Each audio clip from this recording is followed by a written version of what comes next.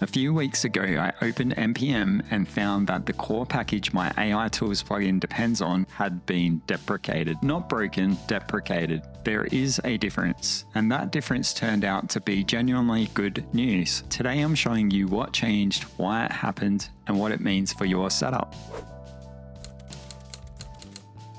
Here I am inside of my Obsidian Vault and I'm running AI Tools version 0.9.0. So you can see up the top right here, I've got a Claude agent update notification. I'm currently running version 36.1 and there's an update available to 37.0. I can select update or I can dismiss the notice here, or I can jump into the settings by selecting the cogwheel here. And now I'll be presented with a system status. So you can see it will tell me what version of node I'm running, as well as npm. And if there is an update to Claude agent, we see we now have a button here to update as well. Same goes for Gemini CLI. We've got an update from version 42 to 44. So we can either update here or here now. So before we update, previously what we had to do is open up a terminal and run the npm view agent client protocol versions command. That would list all the available versions. And once we found the version that we wanted to install, then we had to run an npm install command targeting the version that we wanted to install. Unless you were tech savvy, you wouldn't have known to do this. So with this update, it's just trying to simplify the process for non-technical users. So let's go ahead and hit update to version 37. We can see that it's going to run that command that I just showed you in the terminal, except we're using the force flag here. So once it updates to version 37, we get a little notice up the top here saying that we need to restart Obsidian to activate the new version. If you select later, the Claude agent will not work until you restart Obsidian. So I'm going to hit restart.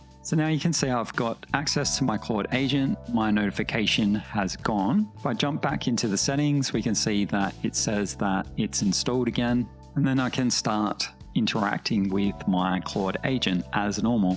Another improvement I've made is I've renamed the agent here to Claude agent, and then right down the bottom, we now have a debug mode, which will log diagnostics. So you can see here that if any errors are detected, it logs it in the plugin folder Obsidian AI Tools under a file called error.log. So we can view that in here and we can see that there's no error logs yet. So if you do experience any problems in the future, you can copy this and send it through on the GitHub. We've also got an ACP wire log, which saves to acpwire.log, and this only captures when you've got debug mode enabled. So I imagine there's going to be a lot more updates coming, so we won't be able to test all of the new ones when they're first released. So this is going to come in handy if there are any unforeseeable issues.